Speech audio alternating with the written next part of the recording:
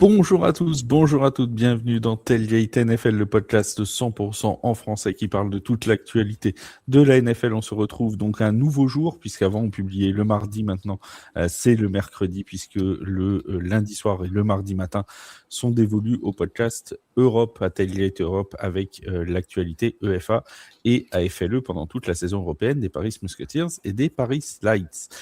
Aujourd'hui, on va parler dans ce podcast NFL des gagnants de l'intersaison, non pas que de la draft comme on l'a déjà fait, non pas que de la free agency et des gros mouvements de la free agency, mais en globalité cette intersaison, ce qu'elle a pu apporter comme équipe qui ont bien travaillé. On décernera aussi quelques mauvais points à ceux qui n'ont pas bien travaillé.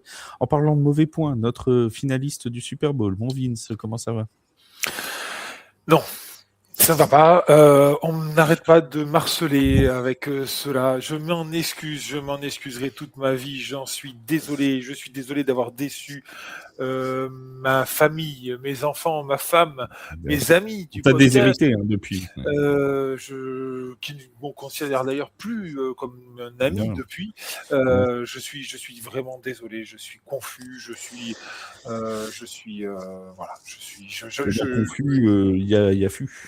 Voilà. Et je suis vraiment, vraiment, vraiment désolé de vous avoir trahi de la sorte. Voilà.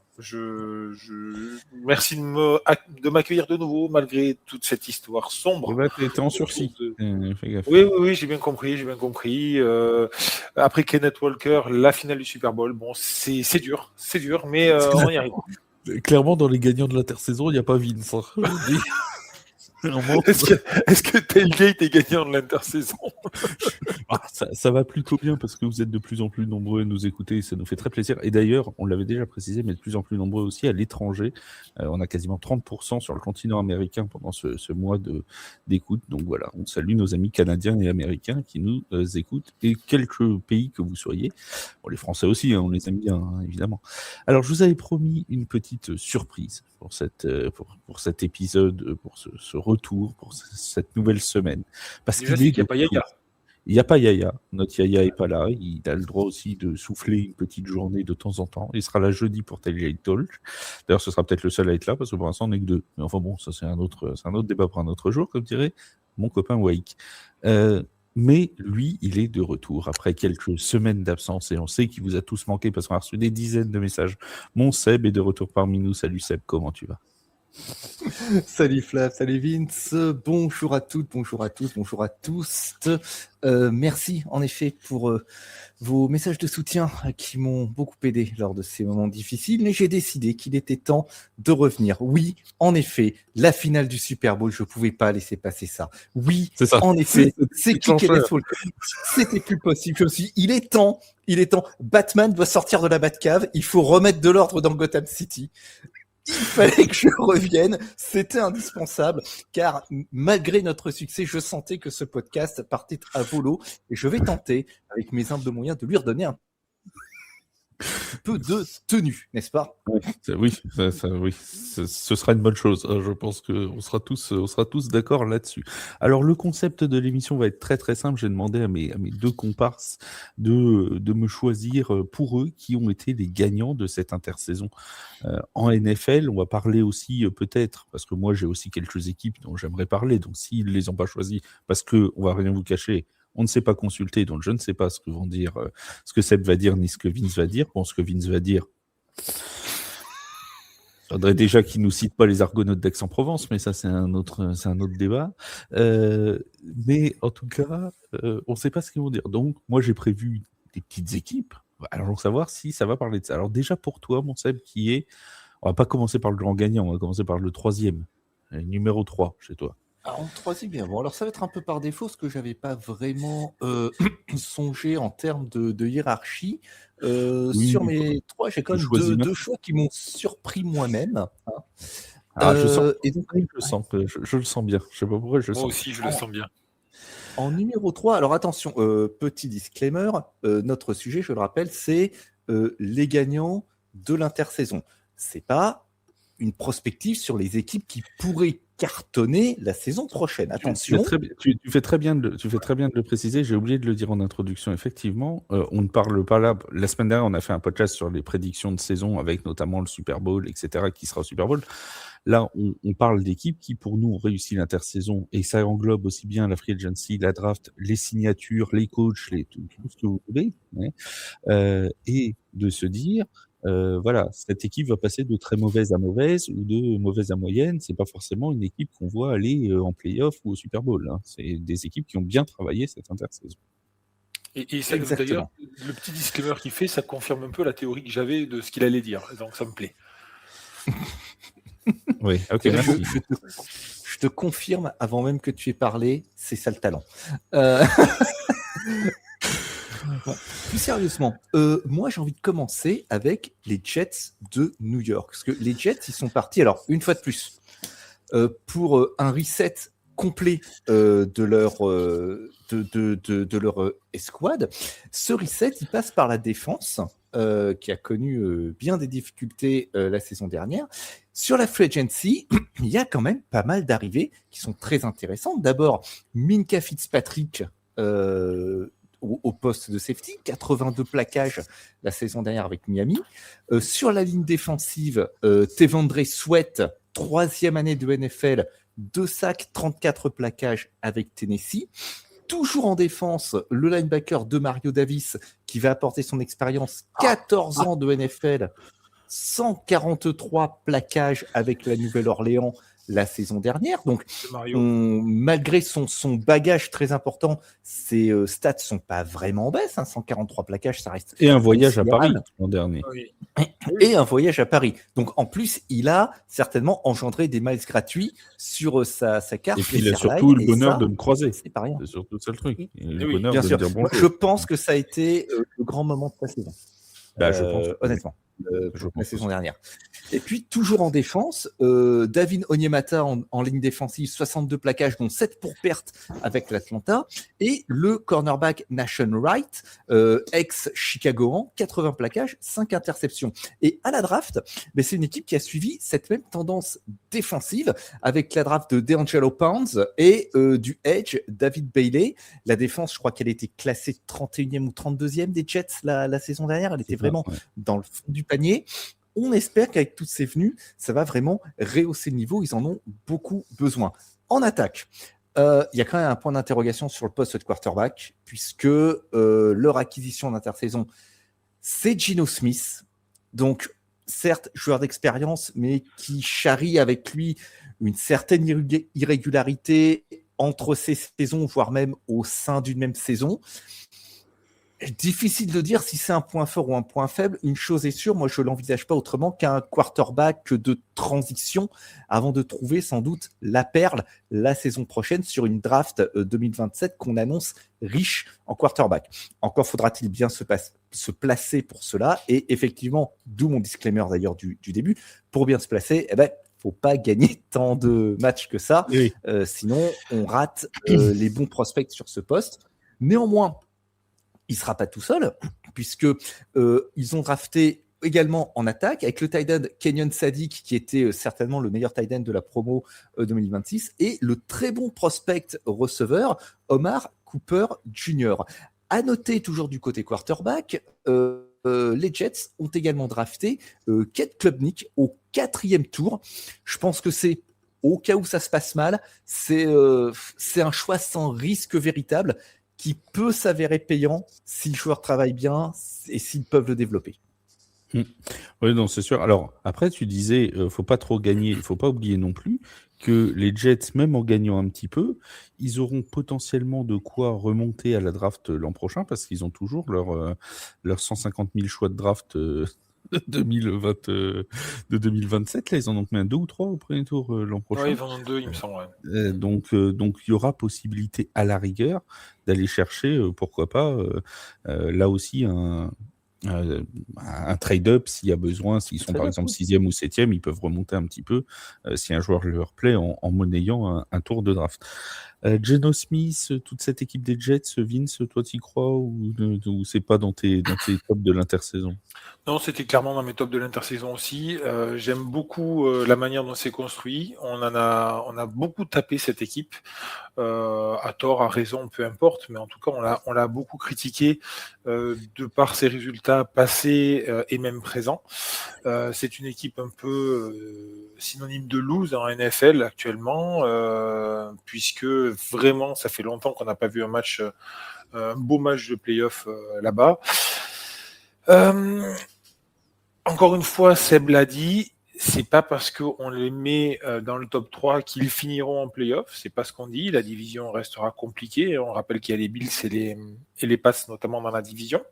Par contre, ce qui est sûr, c'est que c'est beaucoup plus facile de voir une grosse amélioration, une grosse progression quand on part du fond du fait-tout que quand on est déjà à limite border playoff ou alors au premier tour des playoffs. Donc forcément, il va falloir un peu nuancer tout ça. Il y avait énormément de choses à faire. Ce qu'ils ont fait, c'est que justement, ils ont récupéré un peu énormément de choses, mais ça semble cohérent. On n'a pas l'impression qu'ils ont lancé leur argent par les fenêtres, à divulguer n'importe qui. Donc, ça semble pour une fois, assez construit, assez posé et assez réfléchi. Et c'est quelque chose qu'il faut mettre en avant parce que cette équipe des Jets, on le dit, la plupart du temps, quand on voit un supporter des Jets en France, c'est Yaya qui l'avait dit, mais on a envie juste de lui faire un câlin, quoi, parce que c'est dur, quoi, en ce moment. Donc, non, je suis plutôt d'accord avec Sébastien là-dessus. Je trouve qu'il y a eu beaucoup d'arrivées. À voir comment l'alchimie va prendre. J'espère qu'ils vont vite se mettre à travailler ensemble parce que ça fait vraiment beaucoup de changements. Mais à voir. Il va falloir qu'ils gardent leur identité défensive parce que tout n'était pas jeté en défense l'année dernière. Et en attaque, il va falloir essayer de trouver un peu plus de stabilité, un peu plus de longueur de drive pour essayer de reposer justement cette défense, qu'elle puisse donner son maximum et ne pas faire opération de portes ouvertes juste parce qu'ils sont trop épuisés en fait. Le problème, il était là, c'est qu'ils n'arrivaient pas à tenir les matchs et on l'a vu en fin de saison, ça a complètement explosé. Mais il y a eu quelques matchs assez intéressants, surtout défensifs la saison dernière, qui continuent comme ça peut leur donner de bonnes situations. Alors, on va saluer notre ami Musashi, notamment, qui est fan des Jets. Vérification faite, et après je te redonne ma parole tout de suite, mon Seb, c'est bien 3 premiers tours de draft qu'ils ont en 2027, puisqu'ils ont leur propre premier tour. Ils ont le tour de Sauce Gardner, je pense, avec les Colts. Oui. Et ils ont le tour de Quinnen Williams avec les Cowboys. Donc, ça fait 3 premiers tours pour les. Ils ont les Colts et les Cowboys. Ouais, en plus, ça peut être un gros tour avec les. Alors, plus du côté des Colts, je pense, mais ça peut être un gros tour. Oui, mon Seb. Donc, effectivement, ils ont 3 choix et il ne faut pas oublier que déjà pour 2027 est projeté qu'aux 3 premiers choix, ça pourrait être 3 quarterbacks qui vont partir. Arch Manning de Texas, Dante Moore d'Oregon, Julian Sain de Ohio State. Donc, il va falloir se bagarrer, entre guillemets, pour avoir un de ces 3 pics au premier tour pour saisir un de ces prospects qu'on dit déjà NFL ready avant même leur dernière année de college. Alors, c'est voir loin, je suis d'accord, mais c'est un fait. Oui, mais justement, il y a cette vision long-termiste, si j'ose dire, des Jets, parce que le fait d'avoir 3 choix de premier tour en 2027, ils en avaient déjà des nombreux en 2026, fait que ils ont cette flexibilité-là. Ils ne sont même pas obligés d'aller chercher l'un des 3 premiers choix sportivement.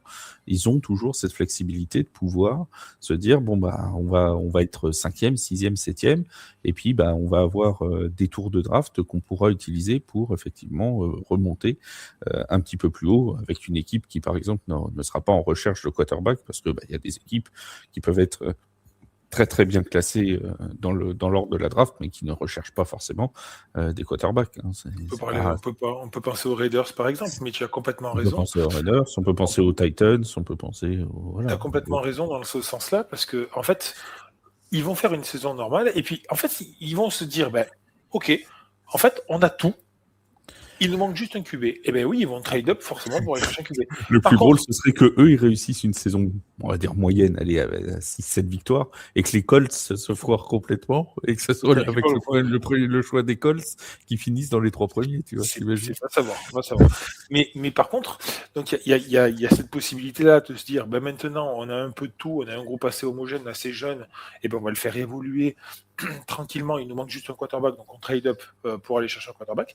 Mais il y a aussi la question de se dire, imaginons, ils se foirent un peu, voire beaucoup, ils ont toujours ces 3 choix de draft pour essayer de revenir encore plus et de créer, d'amener encore de nouveaux talents, de nouveaux potentiels joueurs, parce que on le sait, dans les drafts, souvent c'est les QB qui sont draftés en premier, mais c'est pas forcément les meilleurs talents de la draft. Donc, même s'ils n'ont pas un des 3 premiers choix, ils auront quand même 3 premiers tours de draft qui peuvent être quand même 3 talents potentiels, 3 futurs gros talents, et donc ça peut être une très très bonne aubaine pour eux.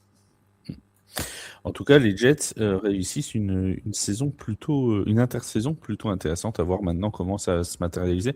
En plus, ils auront la continuité au poste de head coach, puisqu'Aaron Glenn est resté pour la saison prochaine. On sait que c'est un profil défensif, tu l'as dit, Seb, il y a eu beaucoup d'arrivées en défense, donc ça peut aussi bien matcher, et pourquoi pas. Dans une division, alors tu l'as dit, Vince, c'est compliqué, la FCS n'est pas facile. Il y a 2 victoires à prendre, mais avec les Dolphins qui cette année sont projetés pour pas être forcément fabuleux, il peut y avoir des victoires à prendre quand même pour les Jets.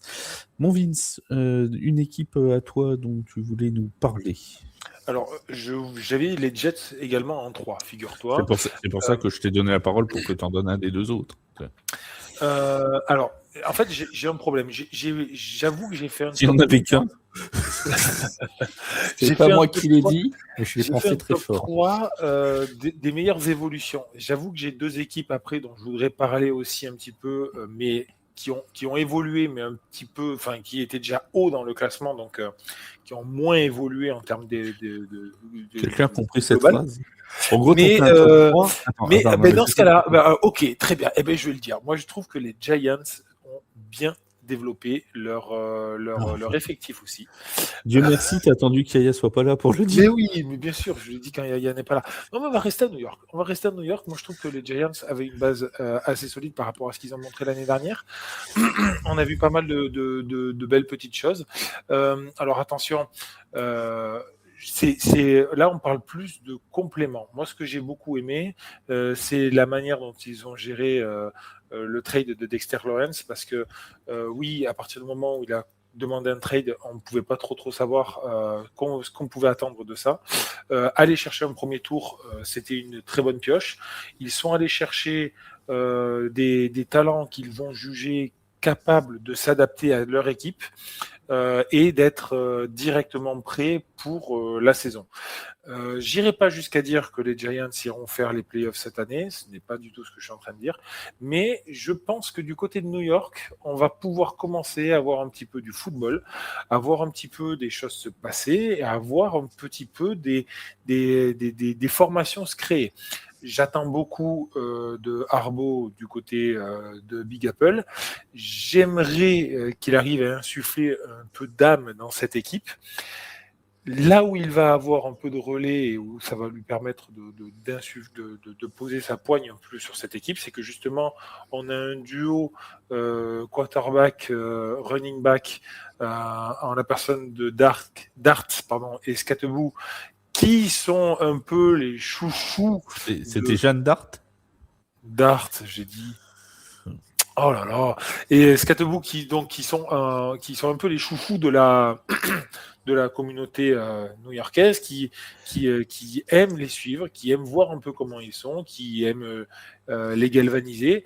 J'aime bien ça, j'aime bien voir cette évolution, et je suis très curieux de voir comment ça va se passer. Petit point faible, je trouve quand même, toujours, malheureusement, et je sais que Seb va le noter, et c'est pour ça aussi que je le dis, c'est la ligne offensive qui, je trouve, reste pour moi un peu faible, et ça risque d'être une grosse épine dans le pied dans ces deux joueurs, surtout pour Scateboo, qui est ce qu'on appelle un no-brainer, donc sans cerveau, qui fonce vraiment dans le tas, qui ne cherche pas trop. Et les deux sont liés, c'est parce qu'ils foncent dans le tas qu'il n'y a peut-être plus de cerveau.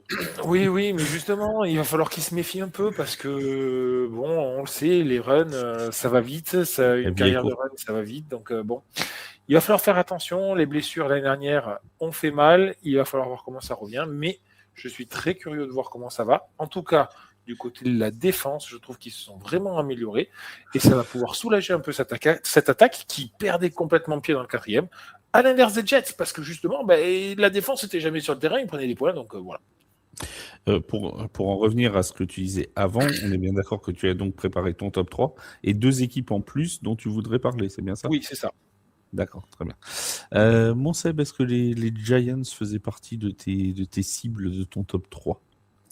Point du tout, Point figure-toi. du tout. Voilà, Et parce tant que mieux, c'est parce des que on vrais. va voir. Ah, pas du tout. Non, c'est absolument pas ce que j'ai dit, s'il te plaît. Ne me prête pas ce genre de propos. Non, je les avais pas dans mon viseur. Moi, j'ai jeté en deuxième mon dévolu sur les Tennessee Titans. Parce que les Tennessee Titans, ils avaient beaucoup de cap à l'entrée de cette intersaison, hein, plus de 90 millions, je crois. Ils avaient le plus gros cap disponible. Et ça a été de l'argent plutôt bien dépensé.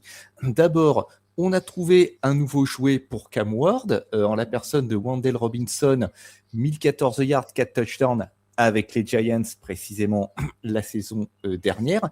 Et là aussi, on a priorisé une défense qui en a bien besoin, 25e en 2025, puisqu'on fait venir l'Edge Jermaine Johnson second des Jets, 3 sacs la saison dernière, John Franklin Myers de Denver, n'est-ce pas, 7 sacs et demi, 25 plaquages, ça fera de l'aide pour Jeffrey Simmons, hein, ce monde-là.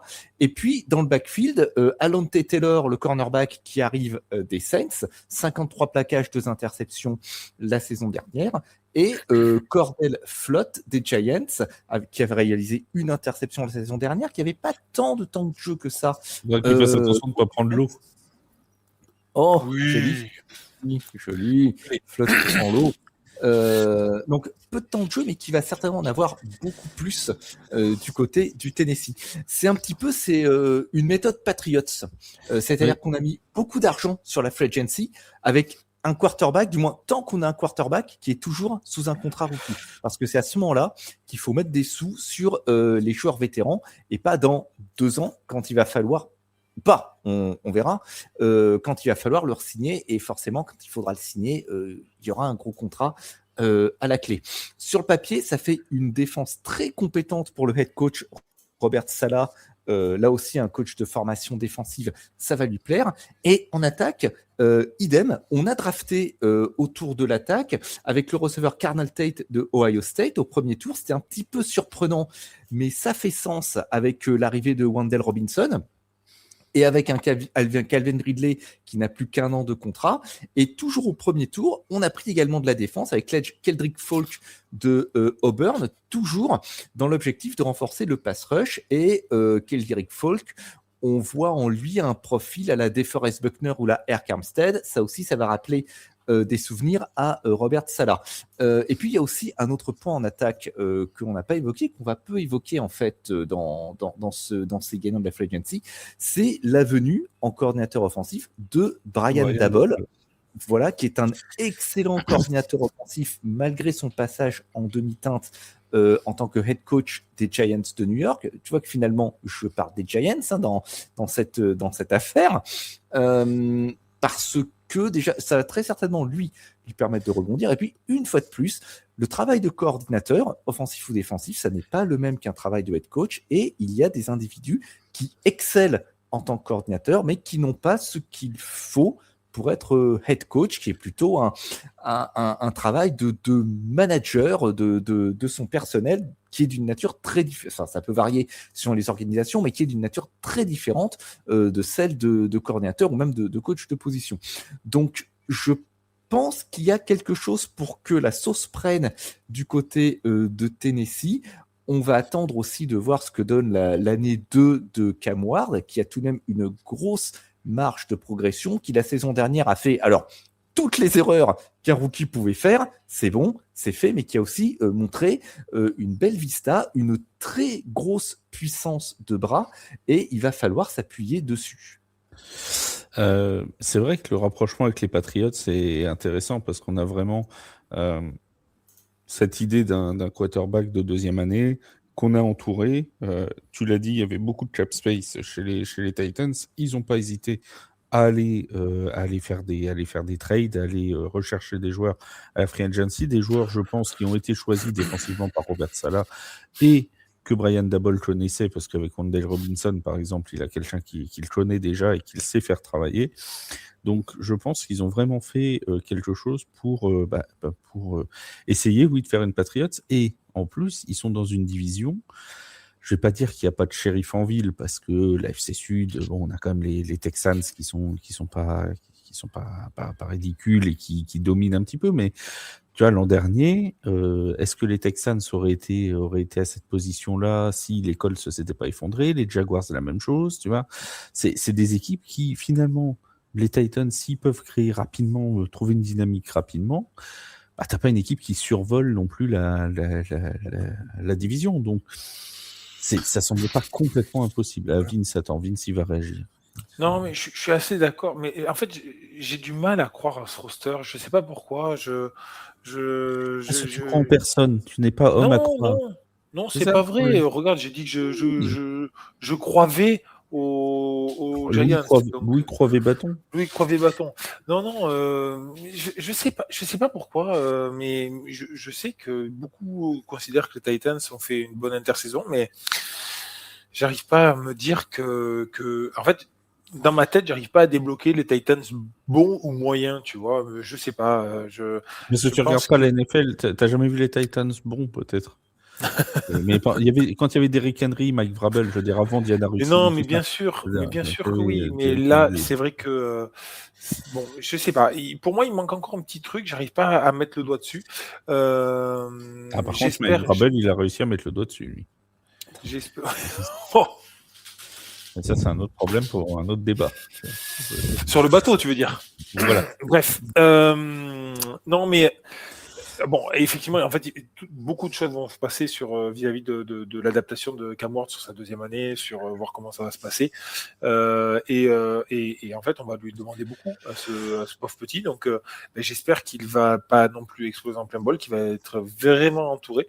Ça peut donner des bonnes choses. Oui, tu l'as dit, hein, Seb, il y a beaucoup d'apports défensifs et une belle pioche offensive aussi. Donc, j'attends de voir. Mais là, on part vraiment de très loin. Je trouve que pour moi, je les mets quand même dans mon top 3 de la draft de l'année prochaine. Tu vois. Donc, Petit point calendrier, les Titans sont le 8e calendrier le plus simple de la NFL la saison prochaine. Mauvais point pour eux. Les Colts sont le 4e plus facile et les Texans sont le 7e plus facile. Donc en fait, la FC Sud, voilà. Je pense qu'ils croisent avec la NFC Sud, à mon avis, pour avoir des calendriers si faciles. Oui, bon, c'est intéressant ce que tu disais sur la FC Sud parce que alors si on met de côté les Titans sur la saison dernière, si on met de côté les Titans qui étaient vraiment au fond du baril, toutes les autres équipes, elles sont en fait à pas grand-chose de basculer du mauvais côté. Jacksonville a semblé un peu plus solide peut-être que les autres, mais tous les autres, Indianapolis, ça s'est effondré. Houston, c'est passé jusqu'à ce que ça passe plus, mais c'était quand même compliqué. Et pour reprendre Indianapolis, il y a un gros point d'interrogation sur leur saison prochaine. Hein. Il y a plein de questions qui se posent, notamment autour du Jacksonville, ils vont devoir construire sans Travis Etienne aussi maintenant, hein, parce que Jacksonville, il y a eu des départs, et déjà une fois de plus, tout ça, c'était des clubs qui étaient à pas grand-chose. Alors, c'est vrai qu'Indianapolis, ils ont été victimes d'un concours de circonstances et d'une blessure qui arrive au pire moment, mais c'est pas grand-chose. C'est pas grand-chose, justement. C'est une ou deux blessures dans ce genre d'équipe et ça bascule les mauvais côtés, quoi. Exactement. Donc, il y a...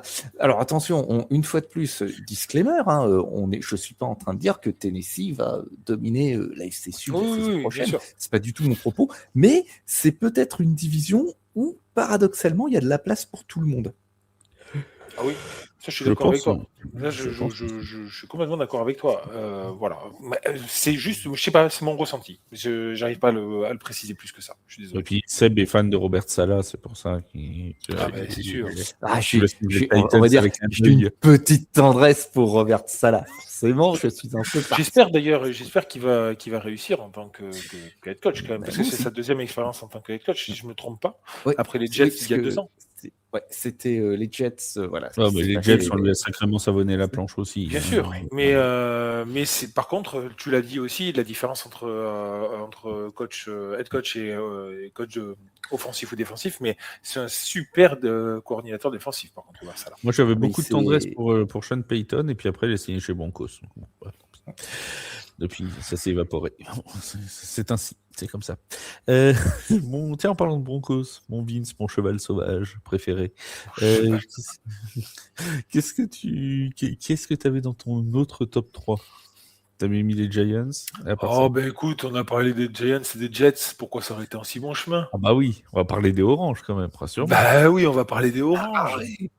Bah oui, les Oranges. Bah quand même. Non mais il faut rendre honneur à Seb qui est là quand même ce soir, qui nous a entendu parler de cette équipe pendant toute l'intersaison.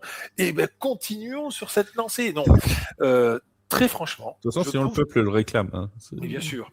Non, je trouve que les Browns ont fait une belle intersaison et c'est notable, il faut le souligner, ils n'ont pas fait que de la merde. Pour mal parler, je suis désolé, mais sur YouTube. C'est quand même impressionnant de voir cette équipe enfin se poser les bonnes questions et construire comme il faut. On regarde les additions qu'il y a eu à la free agency. Un tackle, un offensive tackle, un centre, un garde, en rookie, un offensive tackle encore.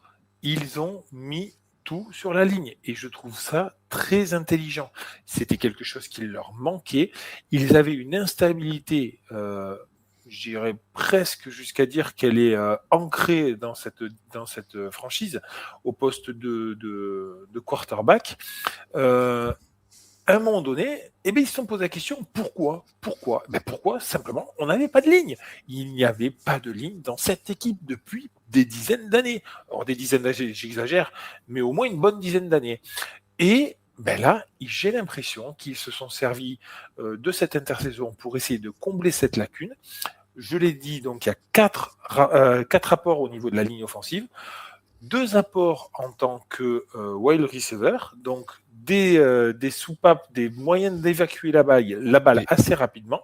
Et pas des mauvais, hein, parce que Casey Concepcion et Denzel Boston, c'est pas des manchots. Hein. J'allais y venir au niveau des rookies, c'est vraiment des bonnes pioches. Je trouve qu'ils sont allés vraiment chercher des bons pics.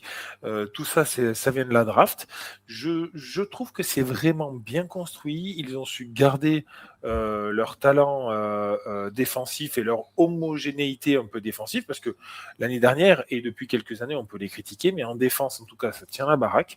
Ils ont su ajouter 2 petits apports défensifs avec un linebacker, Quincy Williams, et un safety, Emmanuel McNeil-Warren. Oui, je l'ai dit comme il faut. Non, la question, c'est Judkins plutôt. Non, ça je vous dirai pas. Mais et sans compter justement, puisque tu en parles, mais les additions qu'il y a eu l'année dernière qui commencent à prendre un peu de maturité et qui vont pouvoir un peu se développer. Le fameux Quinson Jenkins, hein, comme j'aime le dire. Pas loin, pas mal. Voilà, je l'ai répété. Mais non, mais je trouve que, en fait, là où je voulais mettre la lumière, c'est que je trouve que il y a énormément de cohérence dans la construction et j'aime voir ça. J'aime ça. Je trouve que les Browns pourraient être une bonne surprise de la saison. Un peu comme les 3 autres franchises dont on a parlé avant. C'est une franchise où la division va être âpre, va être dure, parce que là, c'est une division où toutes les équipes sont bonnes. C'est une division blindée de questions aussi, hein, parce que les Ravens changent de coaching, les Bengals... Tout le monde a changé de coaching, sauf les Bengals, si je ne me trompe pas. Tu sais pas où t'en es trop avec les Bengals, parce qu'on sait toujours pareil. Les Steelers, pour le moment, on ne sait toujours pas de QB. Donc oui, il y a des choses à faire. Il va falloir voir. Ne grillons pas les étapes. Pour le moment, le poste de quarterback, il n'est toujours pas non plus hyper précis chez les Browns. C'est là-dessus que j'allais venir. On a toujours ce problème-là quid de Seddon Sanders, d'autres personnes, parce que je crois que c'est qui c'est qui revient, c'est Deshaun Watson qui est Deshaun Watson, pardon, qui revient, voilà aussi. Il va falloir se poser les bonnes questions. Est-ce que ça va être un plateau de 3 QB qui vont tourner pour essayer de trouver pendant l'intersaison qui c'est qui va pouvoir démarrer la saison?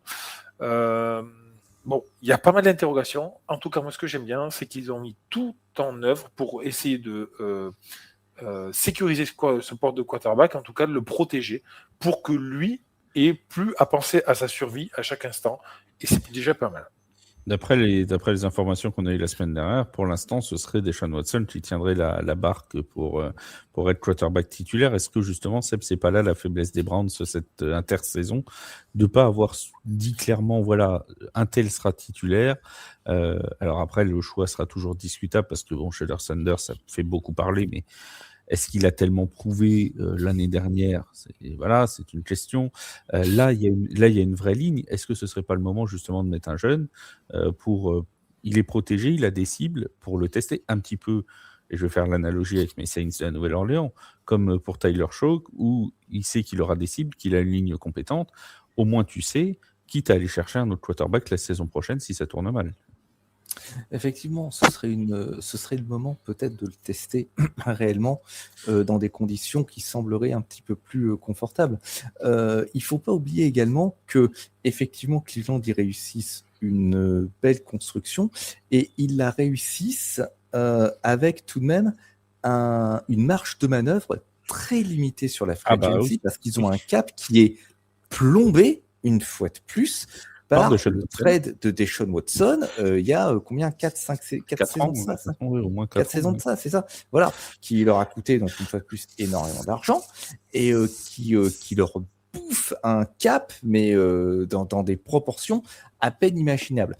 Pour revenir à ta question, effectivement, Cleveland, ils ont mis le paquet sur leur ligne offensive. Elton Jenkins, Titus Howard, Zion Johnson qui arrivent, c'est quand même pas rien. Spencer Fano par la draft, effectivement. Et oui, la question du quarterback, là, pour eux, elle va être cruciale parce que le choix, il va se résumer à Deshaun Watson ou Shedeur Sanders. Et si on me demandait mon avis qui n'engage que moi, tu choisis un peu entre la peste et le choléra. Shedeur Sanders, petit avantage peut-être à Shedeur Sanders parce qu'il a un passif relativement vierge par rapport à Deshaun Watson. Watson, le peu de matchs qu'il a joué pour les Browns, c'était quand même pas terrible, hein. C'était pas joli à voir. Ouais, et puis il y a quand même un avantage de l'âge aussi pour Shedeur Sanders. Et un avantage. Après, le désavantage, c'est le contrat. Parce que clairement, quand tu payes comme tu as payé Deshaun Watson, c'est pour le laisser sur le banc. Bon. Et voilà. Ça fait cher le contrat de banc, quoi. Ils avaient 6 QB dans la QB room l'année dernière, hein, donc ils ont forcément laissé sur le banc. Hein. Oui, mais pas dès qu'ils payaient autant que Deshaun Watson. Il y a combien de contrats encore, Watson? Alors, je crois que c'est 1 ou 2 ans. Il me laisse une petite seconde pour vérifier. Parce que s'il a qu'un an, il n'y a aucun intérêt de le valoriser. S'il a 2 ans, tu te dis, bon, si tu le valorises, tu peux essayer de le vendre en milieu de saison, le trader. Personne n'ira reprendre son contrat. Personne ne reprendra son contrat. Je suis assez d'accord. Mais bon. Il a un contrat qui est garanti à 100%. Non, personne. Et au-delà de ça, tu as le comportement du bonhomme, tu as toutes les casseroles qui s'emmènent avec lui. Enfin bon, c'est impossible, c'est intradable. Il a plus qu'une seule année. Autant pour moi. Il n'y a plus que cette année.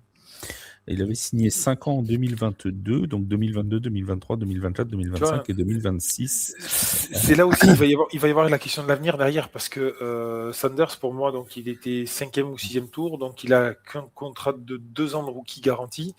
Donc c'est pareil, lui c'est son dernière année garantie. Et après c'est du team option pour les 2 prochaines années. Donc c'est pareil. Si tu arrives à faire quelque chose avec Sanders, tu peux te dire pourquoi pas essayer de le prolonger. Mais bon. En fait, c'est ce qu'on disait tout à l'heure. C'est-à-dire que s'ils finissent dans les 6-7, c'est pareil, ils vont louper les 3 premiers et derrière, qu'est-ce qu'ils vont faire, quoi? On rappelle quand même que c'est 230 millions garantis, le contrat de Deshaun Watson, avec une no trade clause en plus. Il a une clause de no trade, donc c'est voilà. Rien que cette année, c'est 44 millions dans le cap space pour Deshaun Watson, mais c'est la dernière année. Pour le coup, c'est la dernière année. Donc justement, est-ce que c'est pas le moment de se dire, voilà, on a fait une erreur avec ça, avec Deshaun Watson, on le laisse sur le banc. Et puis, Shader Sanders, montre-nous ce que tu es capable. Comme ça, l'an prochain, si ça se passe mal, on a la draft pour aller chercher un QB parce qu'on a déjà une ligne qui est construite. Et là, on arrive sur un processus inverse de ce qu'on n'arrête pas de dénoncer, où le QB arrive dans une équipe qui est dépeuplée au niveau de la ligne et qui se fait charcuter. Là, au moins, on aura une ligne qui sera construite et un QB jeune et potentiellement capable d'amener les Browns un peu plus haut. Ça serait l'option raisonnable. Et en plus, si ça se passe mal avec Shader Sanders, dans le pire des cas, tu remets Deshaun Watson, tu sais ce que tu as, tu sais que c'est sa dernière année, tu sais que tu ne le re-signeras pas. Et il ira se vendre ailleurs, quoi, en fait. Il leur signe 5 ans, les mecs, imagine. Ah, non, ça... pas dans les mêmes conditions, c'est pas possible. Non. Le GM a fait du bon travail pendant cette intersaison, c'est pas pour tout fiche en l'air maintenant. Tu vois. Pas toi, pas maintenant, pas tout ce que tu as fait. Après tout ce que tu as fait, oui. Mon cher Seb, ta dernière équipe, du coup. Combien de choix de draft au premier tour pour les Browns l'année prochaine? Tu sais pas? Je le cherchais là en même temps.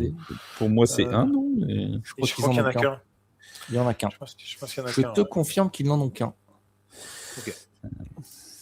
De toute façon, je pense pas qu'il y ait beaucoup à cette heure-là d'équipes qui aient des multiples choix de draft. C'est sur la dernière draft qu'ils étaient blindés, Cleveland, je crois. Je crois qu'il n'y a que les Jets qui ont plusieurs choix l'an prochain pour l'instant. Bon, après, ça va peut-être bouger la trade deadline. Parce qu'il y avait les Cowboys qui en avaient potentiellement. Avec le trade ils en ont donné un chez les Jets. Du coup, ils en ont plus. Je disais donc, mon Seb, ta dernière équipe, du coup. Puisqu'il t'en reste Alors là aussi, une fois n'est pas coutume, c'est pas un club dont j'ai l'habitude de dire du bien. Et je pensais pas les y mettre. Je vais revenir un petit peu, je vais revenir sur là-dessus dans une seconde. C'est les Raiders de Las Vegas. Parce que après l'échec du trade de Max Crosby, je me disais quand même, ils sont mal engagés. Et puis, ils ont été très agressifs sur la free agency. Ils font venir un centre de Baltimore. Tyler Lindenbaum. Voilà, ils font venir Jalen Nailor, le receveur de Minnesota, 4 touchdowns en 2025, et également beaucoup de défenseurs. L'edge Quitty-Pay d'Indianapolis, le linebacker Nagope Dean de Philadelphie, 4 sacs la saison passée, et justement ces deux joueurs-là, ça va faire du soutien pour Max Crosby qui est bien seul au pass rush. Le cornerback Quay Walker de Green Bay, 128 plaquages en 2025, et le cornerback Taron Johnson, 8 ans de NFL, il va amener de l'expérience, 57 plaquages, 4 passes déviées en 2025 avec Buffalo. De quoi dynamiser une défense, là aussi classée très bas la saison dernière, 25e de la ligue. Et puis, une petite surprise sur le poste de quarterback, l'arrivée de qui en backup? De Kirk Cousins, toujours dans les bons coups, notre homme. Et c'est une bonne affaire pour les Raiders, puisque sur les 20 millions qu'ils ont dû cette année, Las Vegas va en payer 1,3 million, le reste étant payé par Atlanta. Il a également, Kirko, 2 années en option pour 80 millions, 2 années en option qui seront probablement pas activés à la fin de la saison. À la draft, alors bien sûr, les Raiders ont fait parler d'eux avec le first pick, le QB Fernando Mendoza, le champion en titre avec Indiana. Les experts louent sa taille, son intelligence situationnelle, son placement de balle. Il y a beaucoup d'attentes de la part des fans des Raiders et bien sûr du head coach Clint Kubiak. Et puis sur la même tendance sur la free agency en défense, puisqu'on a drafté le safety Trajan Stokes d'Arizona et l'edge Kieron Crawford d'Auburn. Las Vegas connaît ses priorités et ils se sont équipés en ce sens pour la saison à venir. Il leur fallait un QB. Ils ont drafté un QB. Ils avaient besoin de défenseurs. Ils ont fait venir beaucoup de défenseurs via la free agency. Ils ont drafté également de la défense. Est-ce que ça veut dire que l'avenir s'annonce radieux du côté de Sin City ? On va calmer un petit peu son enthousiasme. Moi, j'attends quand même de voir, quand on connaît l'historique cataclysmique de cette franchise, chaque fois qu'il s'est agi de reconstruire. Après, moi, la chose qui me pose problème chez les Raiders, c'est le corps de receveur. Je ne vais pas vous cacher que c'est...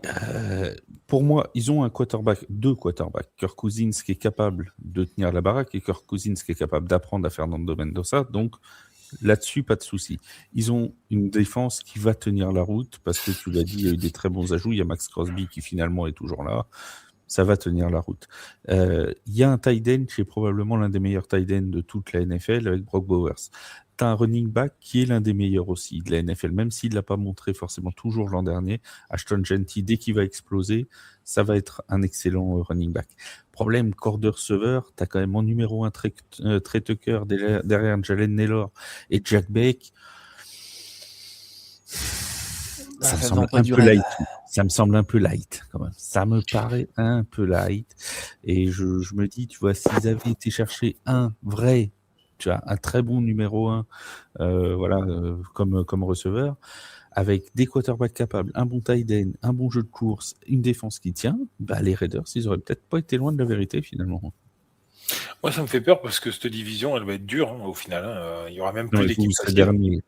Il y aura même plus d'équipe facile. Mais bon, moi, ce qui me fait peur chez les Raiders, un peu plus, c'est cette ligne offensive. Je sais pas. C'est pareil. Je pense qu'il n'y a pas eu assez de renfort. J'attends de voir Linderbaum ce qu'il va donner. Mais je sais pas. Après, je me demande si les Raiders ne sont pas lancés dans une reconstruction à 2 ans, en fait, dans un temps. Oui, mais là, tu l'as dit, si c'est pour malaxer, justement, en plus, sous les défenses alors les Chargers, je vais les mettre un peu à part, mais des Chiefs et des Broncos, Mendoza. Mais oui, mais ce ne sera peut-être pas Mendoza cette année, c'est ça le truc. C'est vrai. S'ils font jouer Kirk Cousins cette année pour que Mendoza apprenne, que l'an prochain, il lui offre ce qui manque là, c'est-à-dire une ligne et des receveurs en plus, qu'on fait là les Browns, par exemple, bah, tu auras toujours Ashton Genty, tu auras toujours Brock Bowers, tu auras toujours la défense, tu auras toujours tout ça. Et en plus, tu ramènes une ligne et des receveurs. Et là, sur une reconstruction à 2 ans, ça fait sens. Ouais. Mais bon, on va attendre de voir ce qu'ils vont faire en début de saison, parce que l'intersaison, effectivement, va continuer pendant les camps d'entraînement et tout. Mais oui, ça peut être une solution. À voir, il faut pas mettre les. Et s'ils voient que ça se passe bien en début de saison, ils ont toujours la trade deadline pour aller chercher des renforts. On sait jamais. Ils peuvent aller chercher un très bon receveur à la trade deadline, un mec qui est en difficulté dans une équipe. Tu prends un Marvin Harrison Jr. par exemple du côté des Cardinals qui est pas forcément en odeur de sainteté. Il peut toujours atterrir à Las Vegas. Hein. Oui, puis des receveurs, il y en a qui vont exploser aussi. Donc bon, oui. Bref. Je pense qu'on ne regarde pas forcément du bon côté de la balle. C'est une reconstruction qui est très. On parle de la ligne offensive, mais c'est une reconstruction qui est très défensive. Hein. Sur le backfield, ils font venir Taron Johnson, qui va sûrement, donc 8 ans de NFL, il va sûrement jouer dans le slot. Et toujours dans le backfield, les rookies Stokes et McCoy. En college, c'était des playmakers et on attend la même chose de leur part en NFL. Alors, une fois de plus, c'est de la prospective, mais c'est sans doute une reconstruction qui passe par la défense et on sait dans le schéma habituel de la NFL que c'est en général la bonne chose à faire de commencer par reconstruire une défense, de s'appuyer sur les points forts déjà existants de ce côté de la balle pour ensuite se permettre de développer une attaque qui pourra s'appuyer sur la performance défensive. Je pense que c'est ce que je pense, vraiment je tempère ce que je dis, que c'est ce que les Raiders sont en train d'essayer de faire. Je suis assez d'accord avec toi, mais il faut pas oublier que déjà la défense était déjà loin d'être mauvaise chez les Raiders, parce que en termes de yards concédés l'année dernière, ils sont 14e. Alors en termes de points, ils sont 25e, mais parce qu'en fait, l'attaque perdait la balle beaucoup trop près de leur ligne d'en but. Mais la défense était vraiment déjà pas mauvaise. Alors, ils ont vraiment mis l'accent là-dessus, effectivement.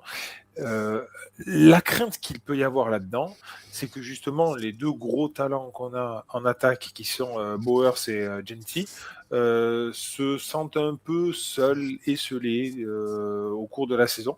Alors, ils ont encore un an, il y aura encore un an de contrat pour Bowers l'année prochaine. Il faudra pas le louper, quoi. La saison prochaine, il faudra pas la louper. Il faudra lui donner de quoi se nourrir, de quoi manger, de quoi espérer dans cette franchise, parce que sinon, lui va être vraiment Après, entre guillemets, demandé de partout.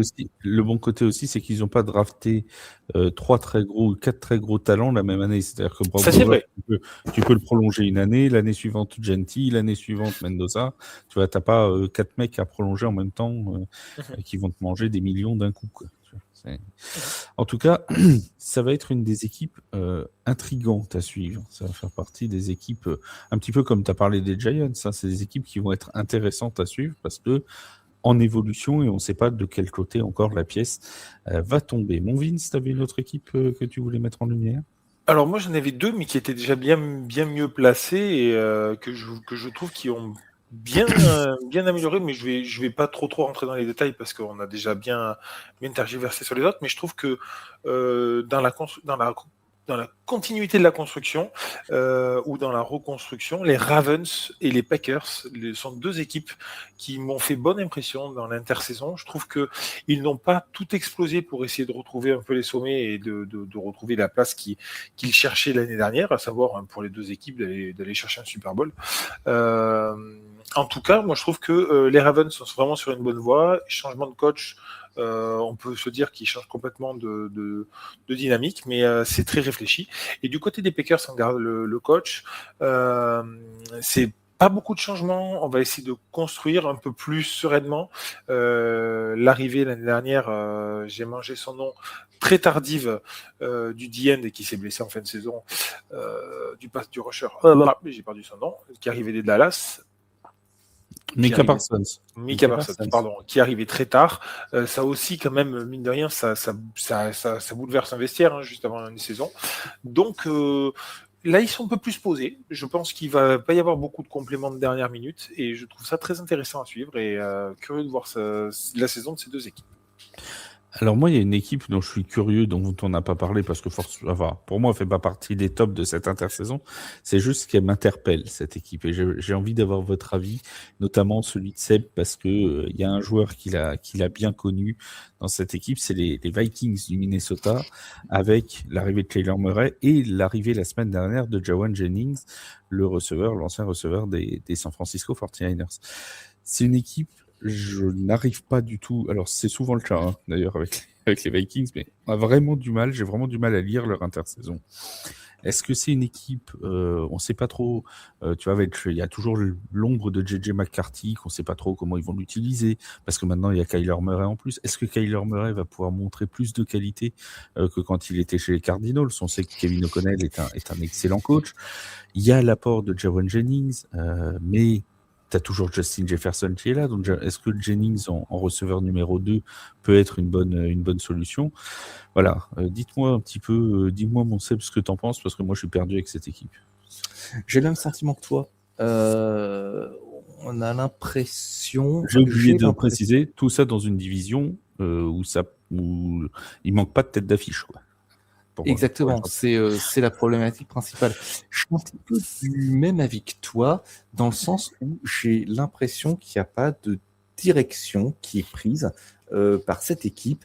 Après je ne sais pas si on peut parler de débâcle JJ McCarthy, mais la relative déception, hein, oui. Je vais dire ça comme ça, qui a été JJ McCarthy la saison dernière. D'accord, tu fais venir Kyler Murray, donc a priori, c'est que tu as pour idée au moins de mettre McCarthy en compétition, voir si c'est pas carrément de le reléguer au poste de QB2.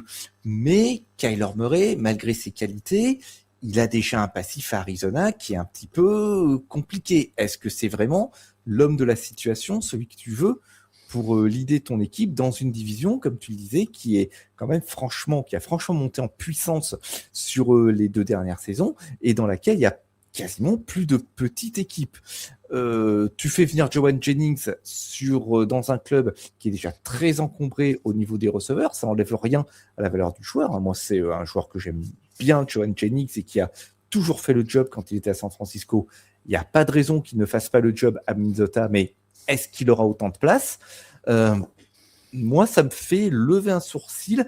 Je suis quand même curieux de voir ce que ça va donner. Si ça se trouve, ça va nous surprendre et ça va extrêmement bien se passer. Ils vont retrouver la place qu'ils avaient il y a 2 saisons. 2 saisons.